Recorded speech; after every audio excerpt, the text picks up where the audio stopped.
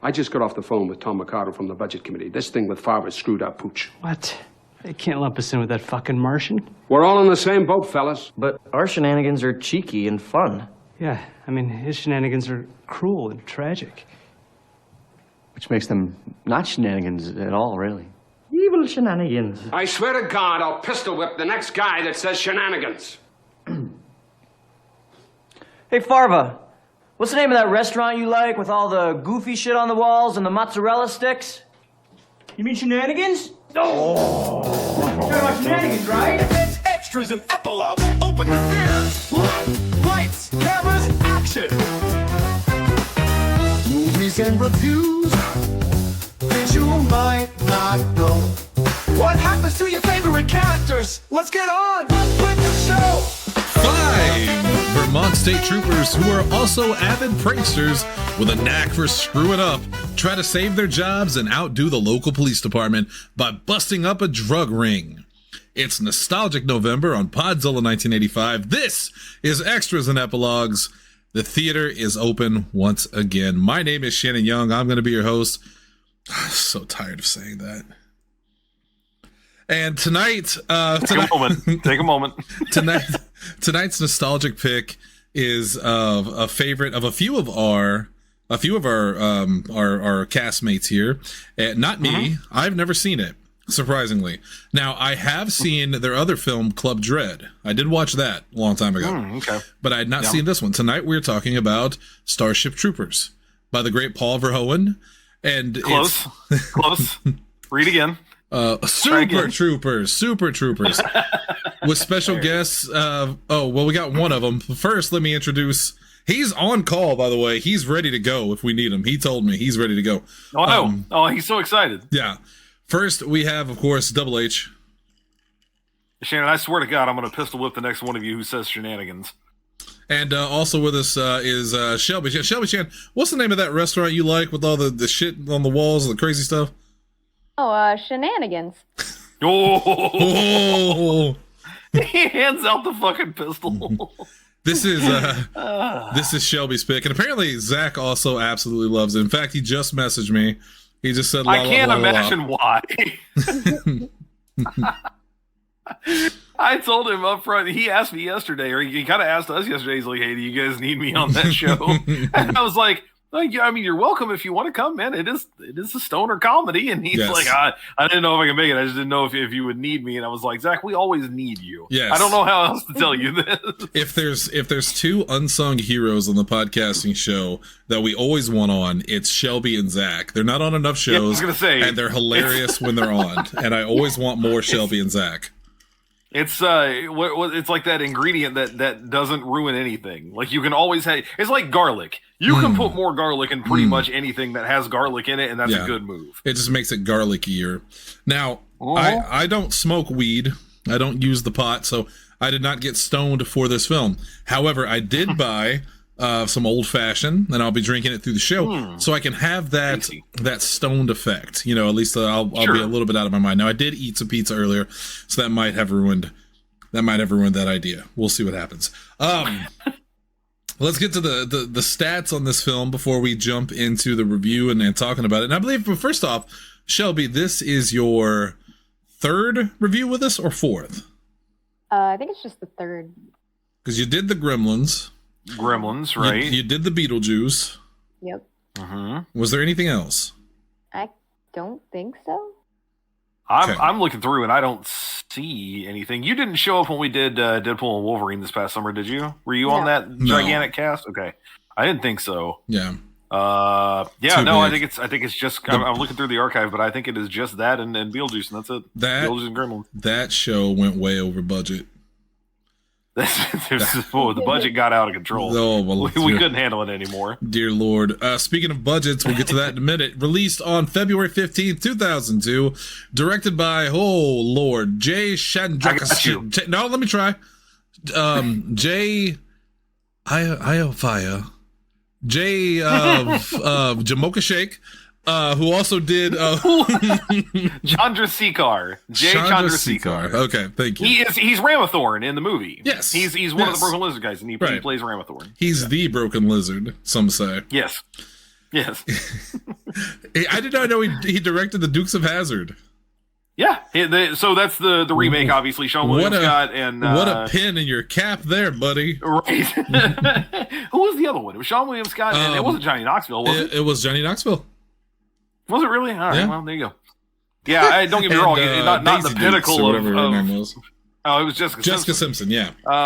Not the pinnacle of cinema. Don't get me wrong, but it did make a shit ton of money. So Yeah. got that going for you. As they often do, starring J. Jamocha Shake, Kevin Hefferman, Steve, Just whatever you can get. Brian Cox, and oh god, the one that the character I like the most out of the movie. What was her name? Melissa Coughlin, I think it was. Marissa Coughlin. She's Ursula. Yeah, Marissa Ursula. Coughlin. I liked Ursula. She was fun. I thought she was cute. Yeah. Bend over and touch your toes. I'm going to show you where the wild goose goes. I believe that was the same prop from Scream. God. The little voice box. I think it was. It Yeah. looked like the exact same thing. Of course, thing. it's not the same voice, but it looks identical. No. The fucking way he does, he's all bulgy like a moose. Ruins me every time. Runtime of 103 minutes. It's a good length for a comedy. It's a little long, technically. It's a little long, and I'll say it up front. If I have one immediate criticism of this movie, it's a little long. Yeah. Broken Lizard is a sketch comedy group. They clearly made a movie that is a series of sketches stitched together in what I think is a pretty good story, all things considered. But again, it's a series of like 5 to 10 minute sketches that are all kind of stitched together. And so you probably could have cut one or two of those things by cutting down on the plot a little bit, but it is what it is. There was a plot. Budget versus box office.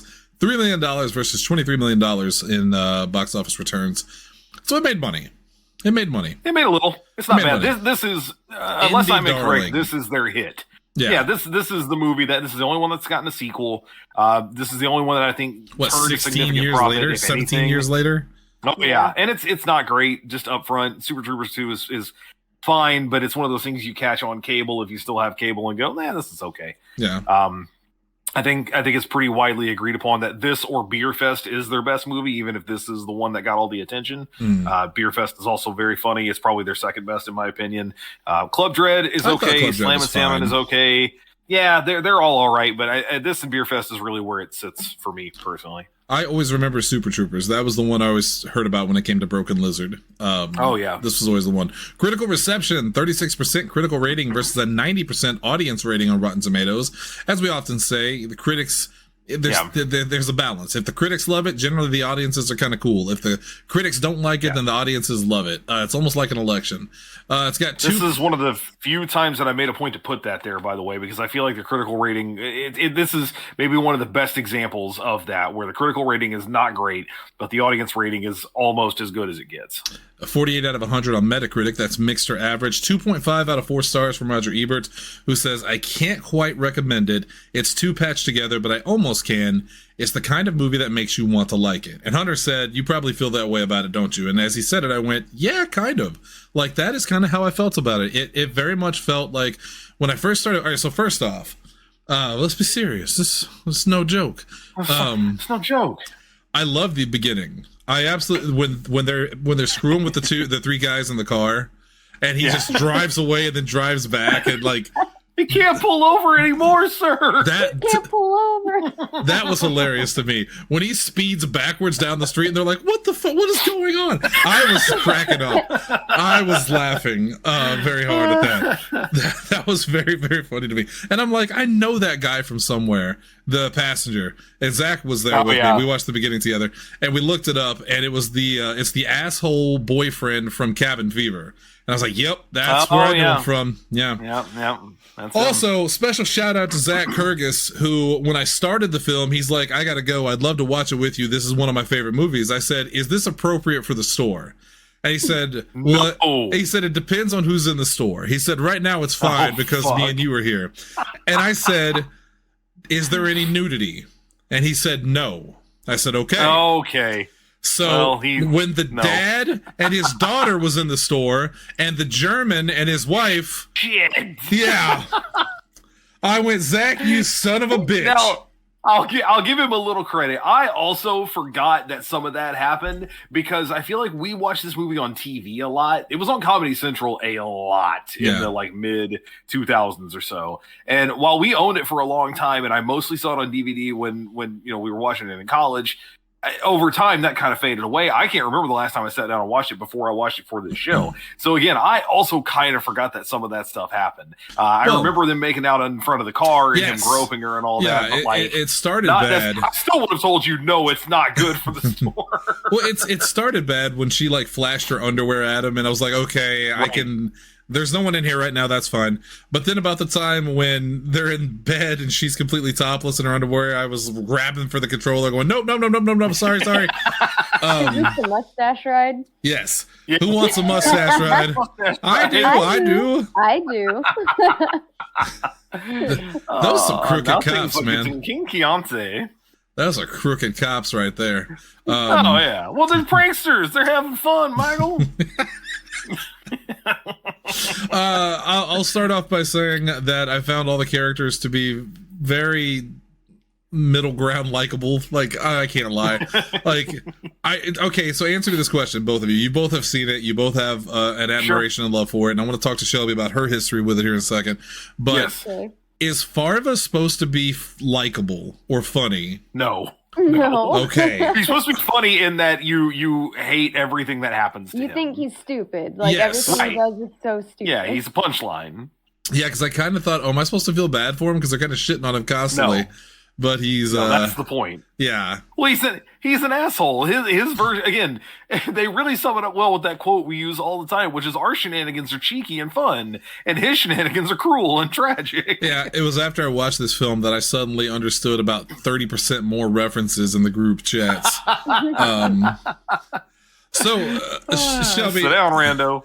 Hunter and I have talked about this before. What is your history with this film? When did you watch it? The first time I watched it was many years ago with a different group of friends, and it was something they had already seen. So for me, it was brand new, and they were just sitting around me quoting it. And I'm like, this is the greatest thing ever. So then I obviously proceeded to try and watch it at least once a year after that.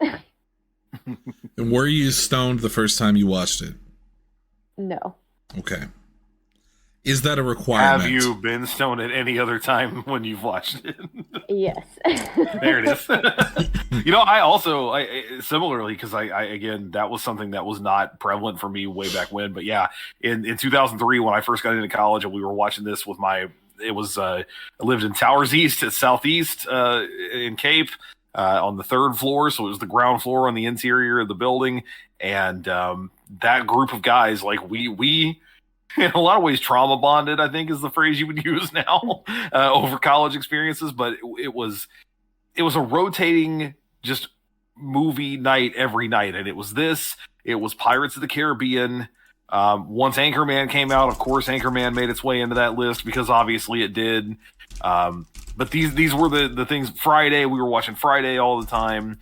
And Super Troopers was one of the only things that I hadn't seen going into it, so I had no idea what I was getting into. And I had a very similar experience of, like, everyone in that room had seen this movie 50 times by the time I saw it the first time. So they're literally sitting there quoting the movie as it's going on. And normally that's annoying, but in this case where it's like, this movie, I think, works almost like a Rocky Horror. Like, for a very particular audience, you could have, like, a full-blown movie party of people just going right along with what's going on at the time. Which it would be, I don't know if that'd be easy or hard to do, because it does feel like a very scatterbrained sketch comedy. Sure. Yeah. I didn't know what the plot was at first. I got about halfway through the film and I'm like, whoa, where's this going? Tippy. And I started piecing it together myself with the body they found and the drugs and stuff like that. I'm like, okay, I think I see where this is going. Yeah. I think my least favorite part of this film was the way which characters are supposed to be likable. If I just let me just ask, because I feel all of Ursula for and sure. All of the state patrol guys, or the Broken Lizard troopers, guys. yeah. Yeah, this is the Super Troopers. I don't know, man. When the one guy was drunk, and this is my least favorite part of the movie. When the one guy was drunk and he accuses her of stabbing him in the back and asks, are you fucking him too or whatever, I thought he's supposed to be a likable guy, but what a shitty, like maybe I'm just looking at it from 2024 glasses, but what a shitty thing to say. And then for her to go back to him and be like, I'm going to help you anyway, even though you're a complete fucking asshole. But that was kind of supposed to be the point, was that in this moment, like, they're constantly getting fucked over. They get fucked over in a big way, in a way where he believes that that's the case. They've also been needling him about dating her in the first place. And then he makes a major fucking misstep because they had to completely separate them. It had to be the low point of like, all right, not only are they going to lose their shit, but also he lost his relationship. And then, of course, they come back around and fix it. I think they're supposed to be likable in the same way that the characters from It's Always Sunny are likable, right? They're not really necessarily good people. I mean, all the shit they're doing is fucked up. And if a cop ever did any of that stuff to you, you'd be like, are you fucking serious? Are you playing a cat game with me while you're giving me a ticket? Like, again, you're peeling out on the highway. I think they're likable in that way. And they're supposed to be. Now, Ursula is the voice of reason. Again, supposed to be likable on her own merit. But they're likable in that, from an outside perspective, it's funny. Thorne was likable, too. I thought he was likable. Sure, yeah. He didn't really do well, except for taking the prisoners home and having sex with them with his. Hey, they made a point to say that, and they're in an open relationship. Yeah, he's in an open relationship with the woman he's with. So yeah, that was they justified it. And it was. Look, it's a comedy. It's not supposed to be taken seriously.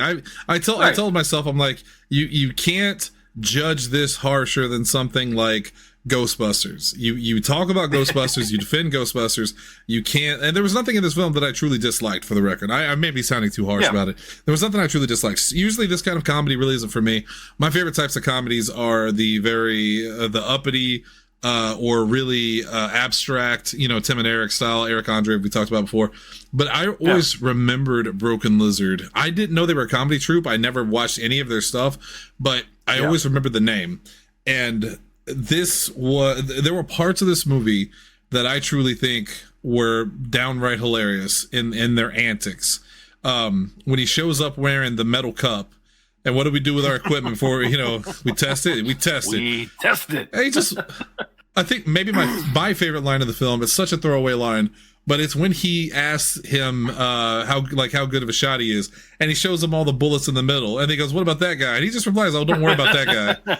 I don't know what it is. Don't worry about that little guy. That made me laugh. It's just a shit-eating grin on his face. Yeah. I didn't put it in the trivia, but I wish I had, by the way. That scene, the whole metal cup scene, was filmed outside of a working prison. So the whole time that Steve Lemmy is standing there with that fucking cup on, there were prisoners at the chain link fence yelling at him. And get over here. Oh my God. Yeah, that's a true story. That's terrible. He has told that story many times since this movie. That is terrifying. Shelby, what's your favorite part of this film? What's the line that makes you laugh the most? I don't want a large farva. I want a goddamn liter of cola. I don't know what that is. Just the and I can't think of his name either. He's done other shit too. But the guy who plays the Dimpus Burger worker, the look on his face the whole time he's talking to Farrow, it's just a quarter or more. And look how much you get. Don't spit in that cop's burger. Roger, holding the spit. This looks like spit to you? Yeah. Yeah. Yeah. Oh, well. Yeah. Oh, and he pulls the ticket off his cup, and there's a hole behind it. That whole scene. I always forget that one of the best parts of that scene is just when they start talking about what they'll do if they get the money. Because first Farva asks Ramathor, and he starts giving this serious answer. He's like, "Yeah, not me. I'm getting out." He just completely ignores what he said. Mm-hmm. And then, I'd spend all that money on a car. Not a good choice, but I'd pull you over. No, you wouldn't. I'd activate my car's wings and fly away. It's so stupid. Oh my God. It's phenomenal. I wish I had the same history with this. This is how I feel other people feel when they're in the chat and we're talking about Ghostbusters or something like that, and maybe they haven't seen it as much as us, and they're just politely nodding, going, "Yeah, that was good." I am now in that position and I don't like it. So it's my goal to watch every film that has ever existed at this point, so no one can ever make references without me again. I gotta.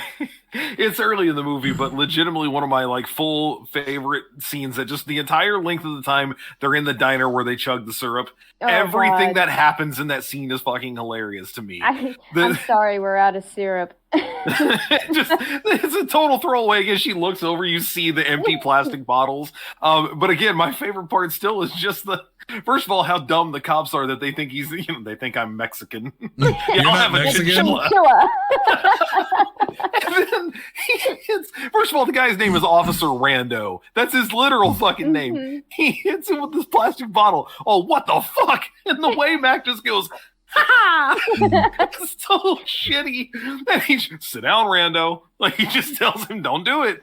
Fucks me up every single time. I will never not laugh at that scene. I put it in the trivia because I had to look it up. This is one of those things that I'm always looking for, especially liquids. Like, what are they substituting, alcoholic drinks and stuff for? So you're like, surely they're not chugging syrup, right? It's probably iced tea. And indeed, there are some long shots where you can see it's kind of watery and it sloshes around. That was iced tea. They could not get it right for the close-up shots.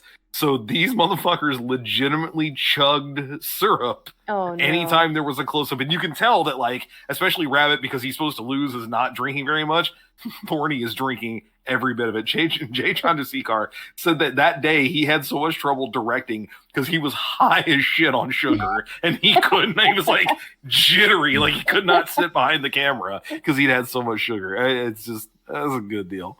And they get that syrup in them, they get all antsy and they're pantsy, Well, You know how they are. depends on the kind of syrup, I believe. Well, it depends. If my only criticism of the film would be the lack of real plot. Like when the cops showed up at the end and they were in on it, I was like, well, there was, again, man, I don't know how to judge this movie, because if I judge it like I judge other movies, I feel like I could tear it apart if I wanted to. But knowing what the spirit of it is, it's like, but should you? Like, does it need that? I mean, with the way this film is, that's like saying I didn't like the plot of The Naked Gun. Well, well, and it's no one really watched The Naked Gun for the plot. So you were watching it for the first time. For the first and of time. course you're trying Is to this how you feel? Is this how you feel when I say, hey, here's this movie I watched when I was younger and I loved, and you're going to love it? Absolutely. And you go, yeah, it was pretty good. Yeah. There are times, yes. That's fine. Here's what I think might be, and I'm not going to quantify your experience. You had your own experience, but here's what I think might be the case. When you're watching this movie with fresh eyes, you are trying to both juggle what's the plot, because it's a movie. There's got to be a story. There's got to be a running theme of what's going on. And again, it's a series of sketches. Here's all these little individual, every time they pull somebody over, that's a sketch. Every time that they go back to the station, that's a sketch. When they're at the ball game, that's a sketch. All of it is its own little individual sketches that are tied together with this little running plot. Watching it again for the first time in years, I was surprised that I was like, okay, I'm just going to kind of focus on the plot. And I mean, when you know what's coming, when you know that the cops are in on it, a lot of it makes sense. Every time they try to intercept the highway guys, and every time they go, no, this is our crime scene, we'll take over. You're like, oh, okay, I get it. This whole time they've been trying to protect this smuggling ring, and that's part of the reason they want highway patrol off the road, because that way they can't interrupt their shit, all the kickbacks that they're getting. For an hour and 30, or not an hour 30 minutes, for 103 minutes, so something that's almost an hour 45. Right? Am I doing the math? Yes. Mm-hmm. They, for something that's that long, I wish they had devoted a little more. Like, I don't need a big villain speech, but I do wish there had been a little more justification of like, oh, that's why Grady has such a nice house, or that's why, like, these guys always have better shit than us because they're getting kickbacks from these guys. It does kind of feel like they just went, all right, we got to get all the bad guys wrapped up in one, just make them work together and call it good. But when you know that it's coming, it's easier to, not easier to stomach, but it just makes more sense, which admittedly is a fault in and of itself. If you have to watch the movie more than once for it to make sense, especially a comedy, it's not ideal, admittedly. And this international drug ring at the end of the film, not only do they not have weapons, I guess, and none of the cops fire their weapons, but they get beat up by a bunch of drunken cops.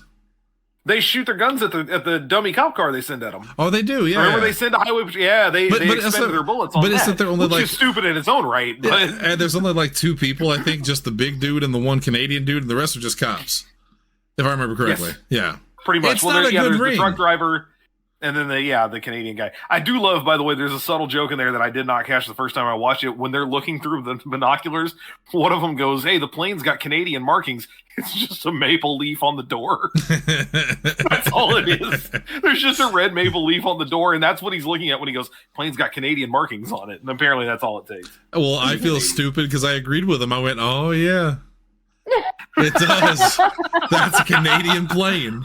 That's obviously Canadian. That's also obviously from Canada."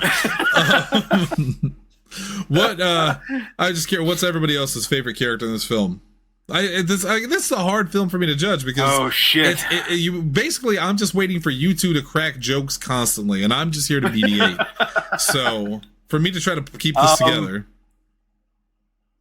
Shit, no, man. You're making me pick. Farva's is an easy option. Farva's an easy option because pretty much everything he does either makes you so irritated with him or just makes you constantly laugh at him. The whole speech about Mr. Sunshine on my shoulders, John fucking Denver, messes me up every time. When he's drunk at the police thing, Farva's number one. Farva's number one. I don't know. Of characters that I just like, it's probably Mac. Mac is the funniest. I mean, he's the one that does the steel cup.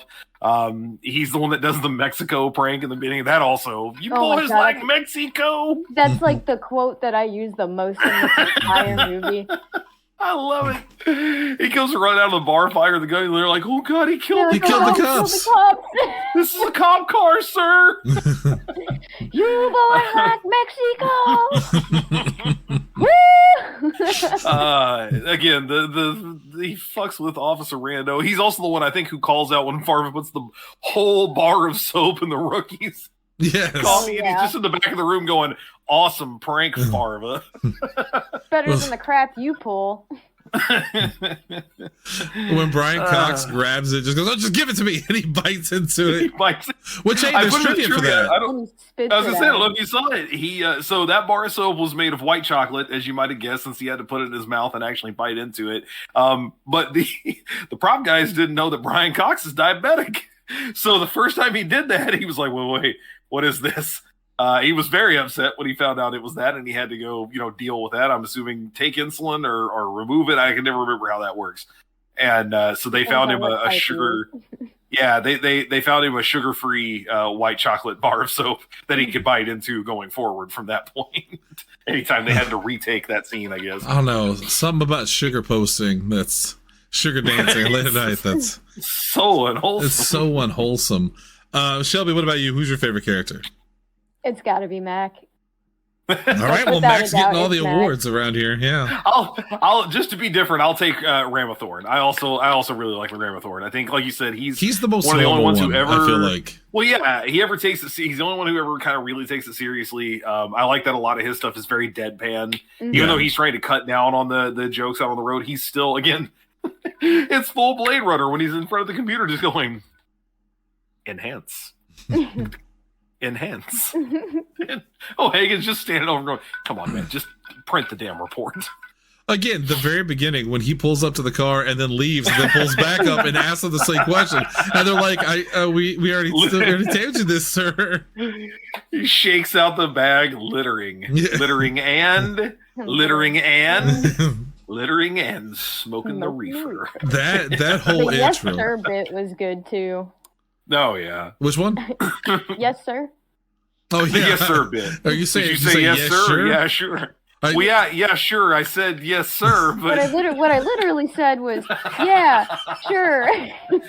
I'm telling you, how fast you were going. 63, 65, 63. But isn't the speed limit 65? It is. Yes. I'm freaking out, man. You are freaking out, man. That intro, seriously, that opening part might be one of the funniest things I've ever seen. I was laughing the entire time while they were just fucking with them. And that whole sequence, if there's anything in this movie that will make Sarah laugh every time and I can bust it out anywhere, we could be at the middle of a funeral. And if I looked at her and went, candy bars, she would Candy bars. I love It's that a random bit. cut to him out of nowhere where he's just looking dead-eyed off in the distance. Candy bars. That Oh my that when he God. looks at him and says, It's so funny. I'm gonna need that 130.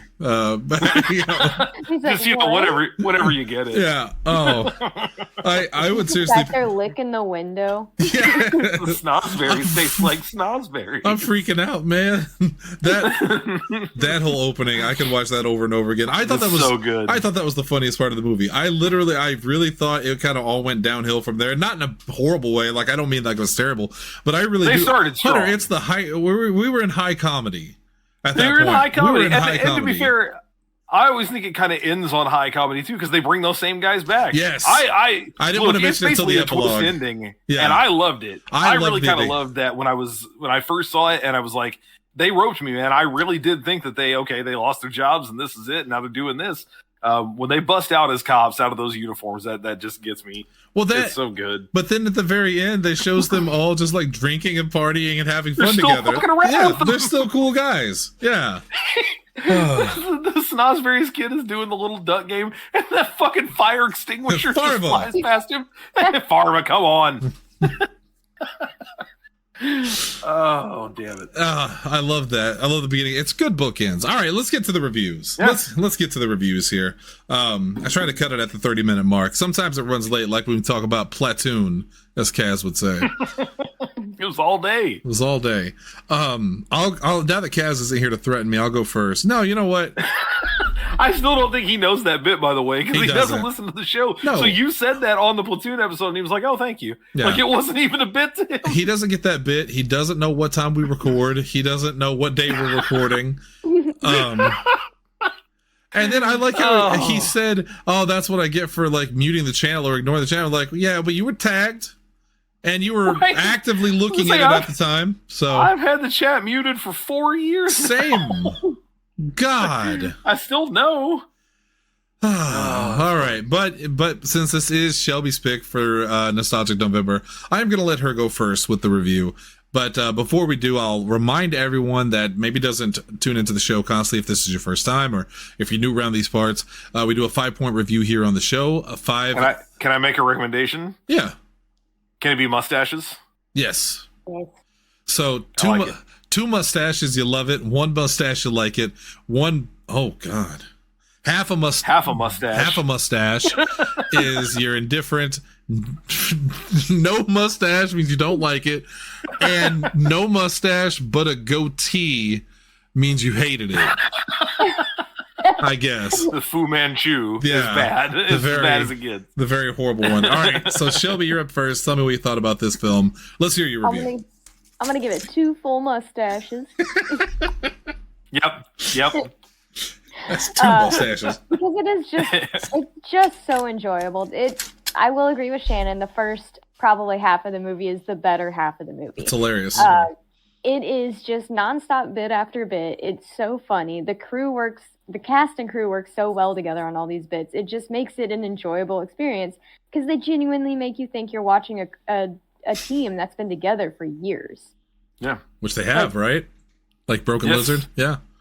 Oh yeah. I don't remember how long exactly they've been working together, but it was a long time before this too, I'm pretty sure.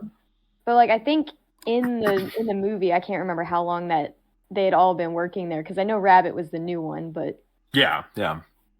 Rabbit. They started as a group, not to interrupt your review, in 1989 at Colgate Wow. University. What were they, 10?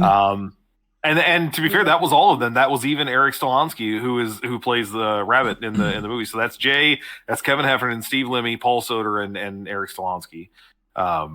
They got together under the name Charred Goosebeak. I like Broken look. Lizard better. I think, yeah. Also, they have. It says they've never. I also wondered this. They've never explained exactly what Broken Lizard is. It says they've offered various explanations of the origin, ranging from a euphemism for the loss of virility to a tribute to Chandrasekhar's pet allergies. It says most recently they just admitted that it was Jay who made it up off the top of his head when they had their first flyer printed. His alternative was chocolate Speedo. I still like Broken Lizard. I think Broken Lizard is definitely the best one. Yeah. Yes. Yeah. Shelby, any other thoughts to add to that before I give my review? Go ahead. Okay. Hunter, you go ahead. No. This is because everyone. It's your turn next. It's going to be 2 across the board except for me, and I wanted to. All right, I still needed time to think about it because I am so close to toeing the line between a half a mustache or one mustache, because there were parts of this film I found really funny, but I didn't grow up with it. I kind of feel like I know what Hunter feels like. I don't have the same love for this that some people have had because they've seen it for years. This is my first time watching it at 42. At 42, my humor is very different than it was when this film came out in 2001. Yeah. You know, when I was like 19, there were parts that I found absolutely hilarious, like the very beginning, and there were parts that I was like, this is fine. I just kind of went, I chuckled a little bit. The characters bordered from being very funny to just being outright obnoxious. The plot was paper thin in a lot of ways, but at the same time, like, this is one of those films I feel like if I was working at my computer or if I was at the store or something and it was on in the background, I would leave it on because it's such a funny movie to go back to and look up and laugh at occasionally. I would recommend it for sure, and I think if you like comedy, you'll especially like it. If you like sketch comedy, you'll especially like it. I love sketch comedy, you know that. Mr. Show with Bob and David, SNL, and Living Color, Kids in the Candy or Hall Boys or whatever it was called. Kids in the Candy Hall Boys. But I also want to take one that Hunter really likes and give it a lower rating. It's that instinct. But you got the dog in you. But I don't think I can do it on this one. I had too much fun with the parts that I really liked. I'm giving it one mustache. There were parts that I genuinely really, really liked. And I've said this before, and I'll say it again. The opening to this film might be the funniest opening to a film I have ever seen. There was just something about it. The way he was driving the car, when he disappears completely and they look and the car's just gone. Oh my God. I'm glad I wasn't high at the time. All of a sudden, he's just right behind him again. Where'd he come from? Pull over. He can't pull over anymore. Everything about that opening scene is fantastic. I would give that opening scene 5 thumbs up. But as a whole, for the film, I'm gonna give it one mustache. That's my review. Hunter.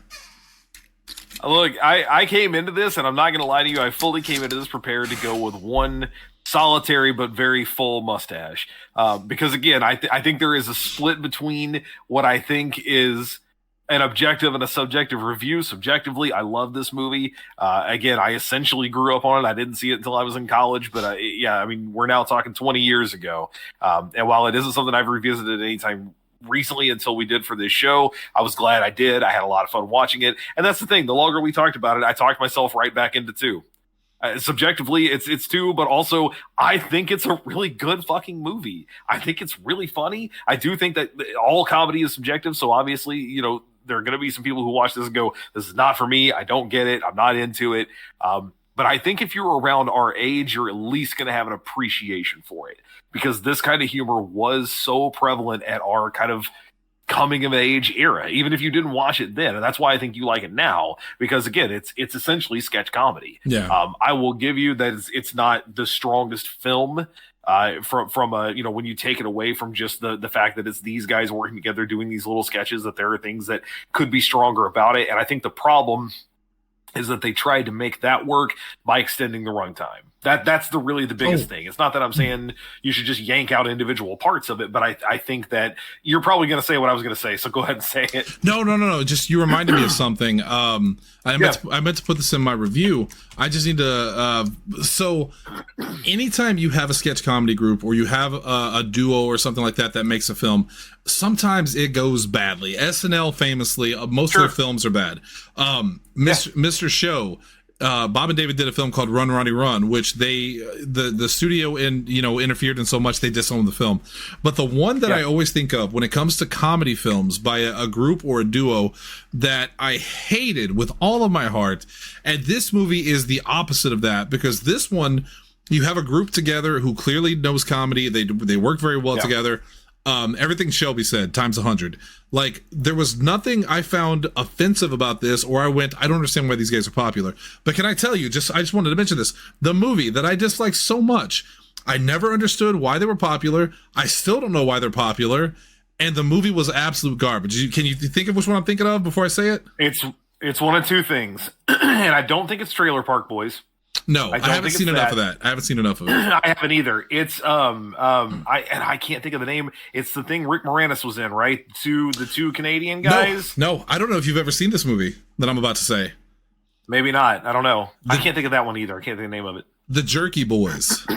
No. Oh, yeah, I've never seen it, but I know what you're talking about. Oh, it's bad. Yeah. It's like, let's take guys that are funny in sketch comedy and let them just turn it up to 11 and it'll be a hilarious movie, right? No, it was so bad. No. It was awful. And this movie's not that. This movie's genuinely funny. It has a lot of like talent in it, and it has a lot of like care given to it. Like, you could tell they really wanted to make this film and had a good time doing it. And that translates. That translates into you watching it. They're having a good time, so you're having a good time watching it. You know what I mean? Yeah.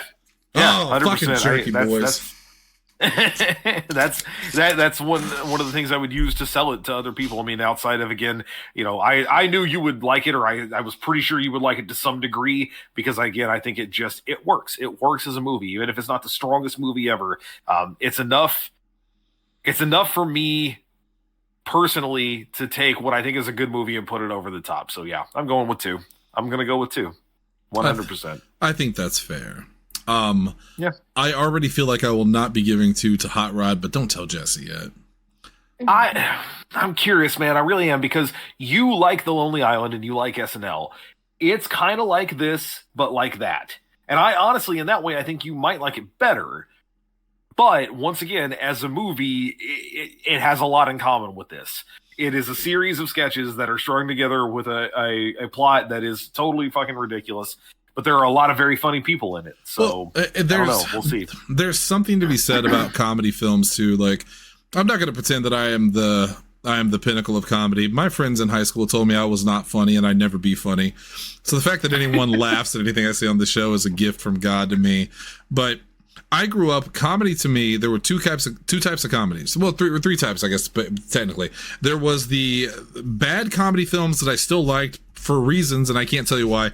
That would be movies like Low Down Dirty Shame with Keenen Ivory Wayans and Jada Pinkett. Yeah. Or Bullet, what was that movie with Damon Wayans? And oh my God, they're all Wayans. Then I know what you're talking about, and I can't think of it either. Then there were the smart comedies, like the intelligent comedies that you're supposed to like because they're intelligent. I can't think of one right now because the old fashioned's kicking in. And then Ghostbusters was even kind of that, right? I mean, you can't be a dummy and enjoy Ghostbusters. But it's not gonna be a good time. I'm thinking more of the ones that came out during my time, because Ghostbusters came out in what, 85, I believe. Yeah.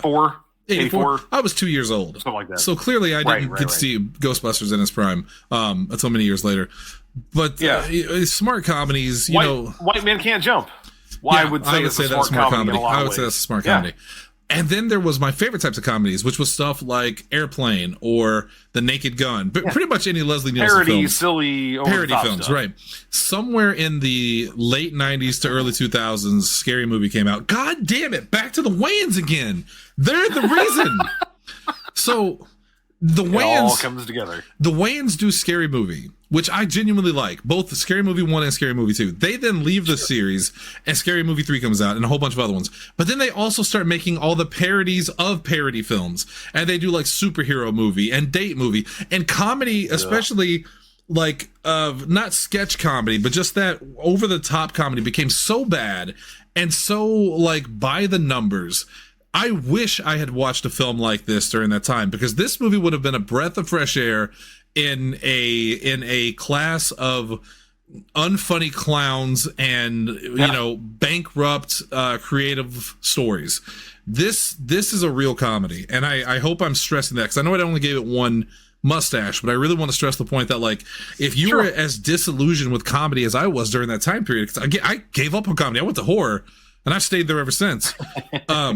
This movie would have won you over, I think, and Club Dread too. I liked Club Dread when I watched it. Now I want to watch. I want to watch Beer Fest. You should watch Beer Fest. I think you would really like Beer Fest. I only know one joke from it, but it makes me laugh every time. Bit. No, it's when one of the characters like dies, but his cousin comes along who looks exactly. That's what it is. It's the same thing. Yeah. They called him landfill because he can take in anything, and it's Farva. It's Kevin Heffernan. That's what I figured. So he dies, and then his brother shows up, and he's like, hey, I really would like to join the team in place of my brother just to honor him. It would really make me feel great if you guys would just call me landfill too. Yes, it's literally just. That's very fucking funny. It is. For any tabletop player, it is the epitome of your D&D character dies, but you love them so much, and your DM's like, just make the same guy and call him his twin brother. Yes. Just make the same one and bring him back, and that's exactly what happens. We had that in with Kraid and Sigurd, if I remember correctly. Yes, we did. Very similar situation. All right. Epilogue. What is the ending to the film? The troopers realize that the Spurberry cops are actually running protection for the drug smugglers after creating a diversion with a sex doll with Ursula written on it. God damn it. The troopers brawl with the police officers and smugglers, ultimately arresting them all. Some days later, the governor sends Captain O'Hagan a letter thanking him for his efforts, but telling him the station will still be shut down. That also surprised me. I think it was Mac that said, I did not see that coming. I did not see that coming. Yeah. That got then me fade too. to black, and you think that might just be it. Yeah. But it's not. 3 months later, Ramathorn and Rabbit, as delivery men, find themselves bringing a keg of beer to a party hosted by underage college students they previously arrested in the very beginning. The funniest beginning in history. As the teenagers torment the seemingly powerless ex-troopers, they remove their delivery uniforms to reveal that they are now Spurberry police officers, having replaced their corrupt predecessors. I didn't know how I was going to go, but I knew something was up when they were taking all the abuse. I'm something's going to happen. Well, because you got to have cops. They arrested all the cops and they shut down the highway patrol, so now they're just cops. I mean, why not? I still laugh. Well, yeah, why wouldn't you want Farva, the guy on tape physically assaulting a cashier? Well, but he also helped to bring down the look. It's fine. It's fine. It's a comedy. And to be fair, when he shows up in riot gear and goes, "Fuck! Why didn't you guys call me?" Yes. So they didn't even want him there then either. God damn! I am not Farva, but I think I know who is in the group. So where do we go from there? First off, I want to mention one of my the trivias that you put on here because it's one of the funniest things I've seen. I'm a big fan of Law and Order, and I remember this episode. Jim Gaffigan, who played Larry Johnson in this film, appeared years later as a murder suspect on a 2009 episode of Law and Order as the same, Larry Johnson. I have to believe it was the same character. I want to believe it was the same character. What I want to know is what's he been up to since then? Like Larry Johnson, where are they? Meow. Did you say meow? Do I look like a say cat? Meow? Yeah. Am I jumping around in a tree all nimbly bimbly? Well, Shannon, do you see me eating mice? I'm drinking milk out of a saucer. I also do like when Farva says, I'll call him chicken fucker, and he walks out and he's like, yeah. He just shouts it. Did you read that? Chicken fucker. That's the first trivia. Did you read it? I did. I was hoping you would say that. Yeah. Yeah. So that's his parents. Those people are Kevin Heffernan's parents, and they did not know. They did not know what he was going to say. All he told them was, "I'm going to say something rude, and I want you to react appropriately." And then apparently he apologized before he did it. He's like, "I'm going to say something rude. I'm so sorry. I just want you to react genuinely." And so when he does the chicken fucker. That's why his dad almost looks at the camera. What the hell is happening? That's also very fucking funny. All right, so where do we go from here? What happens after the credits? Well, they did make oh Lord, they did make a stop it, please, guys. I'm trying. They did make a sequel to this in 2019, which I have not seen, but I think I will seek out and see how it is, knowing that it's not going to be as good. It's not amazing. It's not bad either. Will Sasso's in it. I can give you the gist of it. Basically, I was going to say I've never watched it, and I am curious to know what I don't even know what the basic plot is. The basic plot is that part of the area of Vermont that they're in is found to actually be Canadian territory and not American territory, and so they have to, or the other way around or something. Anyway, as police officers, still they have to go work with the Canadian mounted police that are in that area to kind of deal with this transition and these people that are now going to be, I think there's a Canadian area that's technically American. And so these guys have to work with, the Canadian Royal Mounted Police to basically transition the area into an American area. You can imagine how well that goes over. All the Canadians there are pissed off. They don't like them. They hold it against them. Plus, these guys are still fucking around playing games. It's a whole thing. Will Sasso plays one of the Mounties. He has a much better Canadian accent than he should because it's very funny. Will Sasso is amazing in general. He really is. Like I said, the movie's ridiculous. I don't want to give anything else away because, like you said, you might seek it out, and I think it's worth a watch. But I remember we watched it once, and I went, "That was funny. I'll probably never watch that again." It was like the Beetlejuice sequel for me. It was one of those things where it was fun to revisit those characters, but I don't need to see it again. And they haven't done any other films since then, right? Like, no, was that their last one? This is the easy epilogue because they already did it. Only it's not actually the case. These guys have been doing a TV show called Tacoma FD since 2019. I think it ended last year. It ran 4 seasons. And it's basically Super Troopers, but they're firefighters. It's the exact same situation. They are firefighters in Tacoma, Washington, and it's just a series about that. It's a sitcom, basically, about what this movie was. I'm looking at them in the show, and my God, do they ever age? They look the exact same as they did 18 years ago. Yeah, if you watch clips for Super Troopers 2, it's kind of the same way. They're all very similar. But I guess not all of them came back for this show from the looks of it. That I don't know. I've never actually watched it. I read a little bit about it, but I've never seen it. I forget what it's on. It's on Something Strange, I think. So it looks like just Kevin Heffernan, Steve Lemmy, and they were the main characters. And Paul Soter came back for 9 episodes, and that's the only other ones I could see. It doesn't look like... Joey Pants is in it, though, and I like Joey Pants. Yeah, there you go. Yeah. So I guess it's not technically a Broken Lizard show, it looks like. It's just they're the heads of it, more or less. Right. Which I would like to see more from them because they do seem to be very funny people.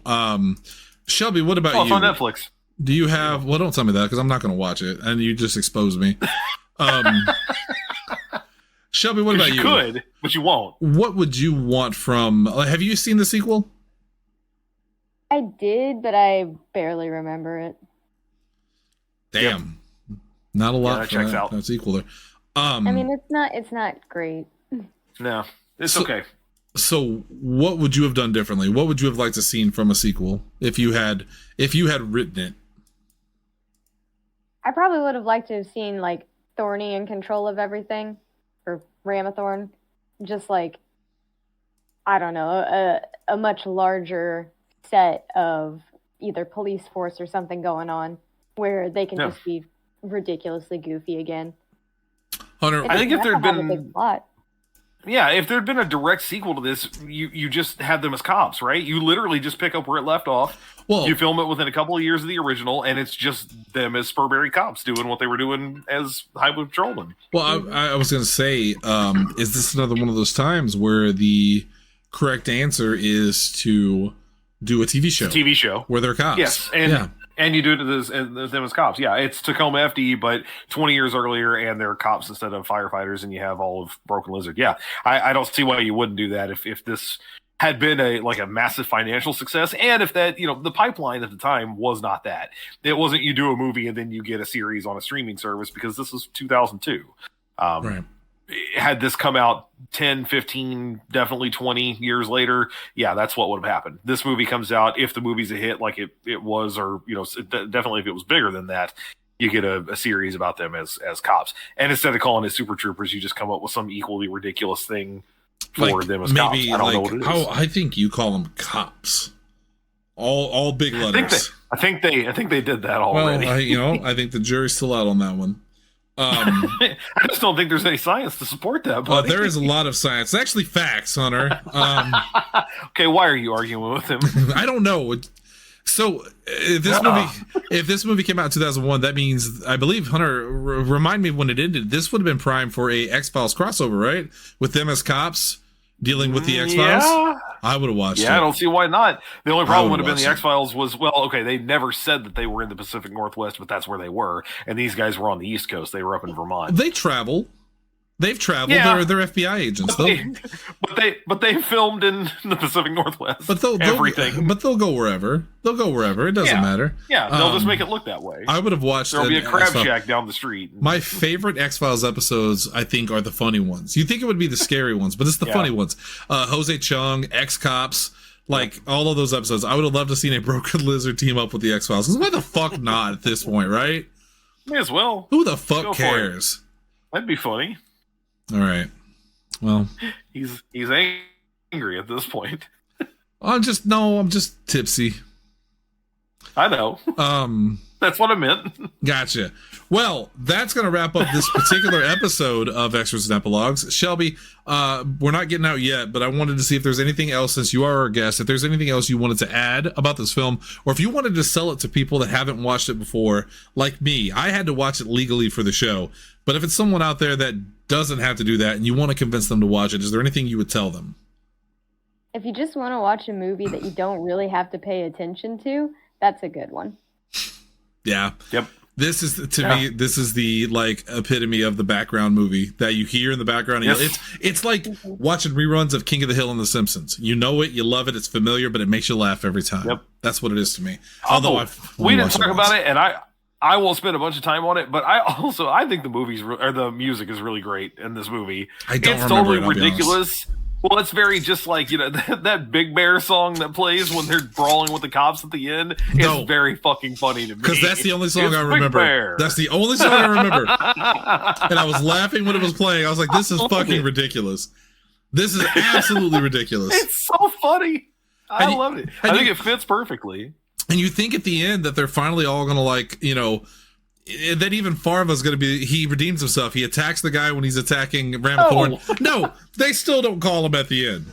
No one gives a shit. Asshole. I don't know if he even showed up at the very end when the captain or whatever called him all in. I don't remember. No, he's not there. What a dick. He's not there in that sequence.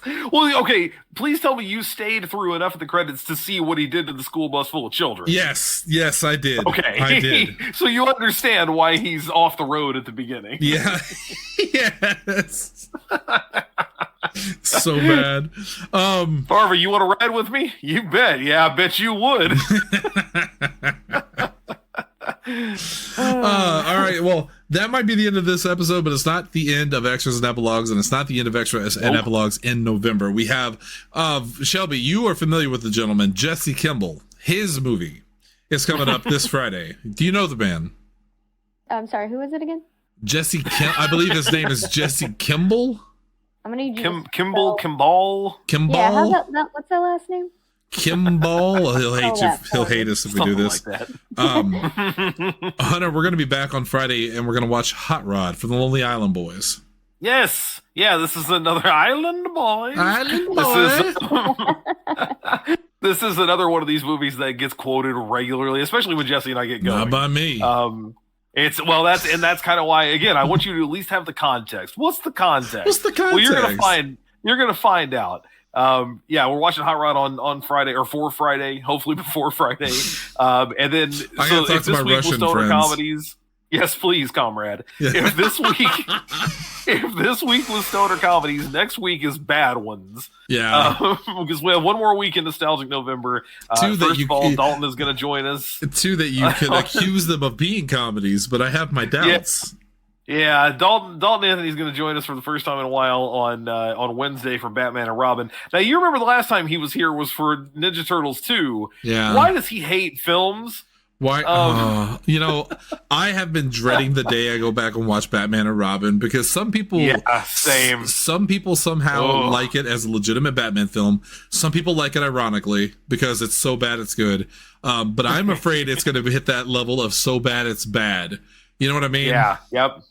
But it'll be fun to have Dalton on the show, and I always love hearing how cheerful he is about these terrible things, because he has the worst taste in everything. Let's just put it this way. When he said this is the movie he wanted to do, he immediately apologized to me right after saying, I want to do Batman and Robin. I'm so sorry. Yes. And then Cody Sandusky's coming around. Yeah, next Friday for Major Pain, a movie I have also never seen. And Shannon, I hear if he's still in there, he ain't gonna be happy. Boy, there's a movie that I'm really curious to see out, because I thought it was fine when I watched it as a kid, but I never loved it. I'm curious to see how I feel about it now. Damon Wayans. So there was a time when Damon Wayans, I saw him do a stand-up special, and he said during this time period, he pretty much accepted any role that was given to him for money. He said, they asked him, like, can you be a boxer? He's like, I can box, and, can you be a sergeant? And it's very, very funny. He's a funny guy. None of his films are funny. However, I will say it, Bob would agree with me on this. He is in one of the, I don't know if you've ever seen this movie. He's in one of, I feel like, the most underrated comedies of all time. It's called The Great White Hype. Boy. No, I know of it, but I've never seen it. Check that movie out if you get a chance. All-star cast. I don't know if it's good or not, but Bob and I quote it all the time. Some of the words we can't say anymore because of liberals. But, yeah, that's why. That's why. And then that's not it. Tomorrow we've got an all new After Dark, and I legitimately don't know what we're doing. It's nostalgic trivia, and I was going to pitch to you. You were going to do it at one point in time. Yes. I've got a lot of time on my hands tomorroll. I would love to write up. Please do, because I didn't remember that we were doing. I got this cat. I got you. You get this cat. Got you, baby bird. Got sick. The question we'll have to decide is: are the categories by like decade? Is it by like music, movies, TV? And then I just mix them all in. We'll figure it out. We'll talk about it later. And then business. We have a couple episodes left in Nostalgia November. Then we're heading up in December, where it's going to be all Christmas themed, and it's a very cagey Christmas on Extras and Epilogues. It's a very cagey Christmas. Nick Cage movies, as I recall, we've been voting on these for a while. The voting has admittedly kind of stalled because we haven't talked about it in a while. Just so you all know, the current leaders and what it looks like will be our 4 Nick Cage movies for December are in order from most to least wanted: Con Air, 1 up; Face Off, 2 up; Raising Arizona, 1 up; and National Treasure, 7 down. That's the current. That's the current lineup. So technically it could shift. You can still vote at Podzilla 1985. No, at Facebook.com/Podzilla1985. Your other options include The Rock, Gone in 60 Seconds, Ghost Rider, Long Legs, Leaving Las Vegas, The Unbearable Weight of Massive Talent, and Lord of War. All of which at least have gotten 1 vote. There might have been others too, but all of those have gotten at least 1 vote. There was at least one someone complained about, and I said I tried to get it put on there. Yes, it was Renfield. Yes, you lied to them saying you tried to get it on there because I pitched this list to you and you said looks good. Yeah, well, that's what I get for muting the chat between me and you. But I tagged you. Well, that's it'll be it for us tonight. The theater is closed. We'll be back tomorrow with an all new episode of After Dark. Thank you to Hunter and Shelby for once again appearing. Sorry that we couldn't get Zach on here. I would love to hear his thoughts. Since this is kind of we're going to hear them. This is kind of movie related. I sent Hunter a picture from Mortal Kombat last night where they reference Tokyo Gore Police. I was so fucking excited about that. And then I had to admit that I liked the film. All right. Yeah. All right, we're out of here. Shelby, take us out. Not After Dark. Hang on. I got one, and I know she's going to be able to follow this up. I got it. All right, Shelby. I'll give you the fat guy for Foster, and how about I'll take that? I'll give you that stupid guy for Rabbit. You're gonna have to be more specific. They're both kind of fat and stupid.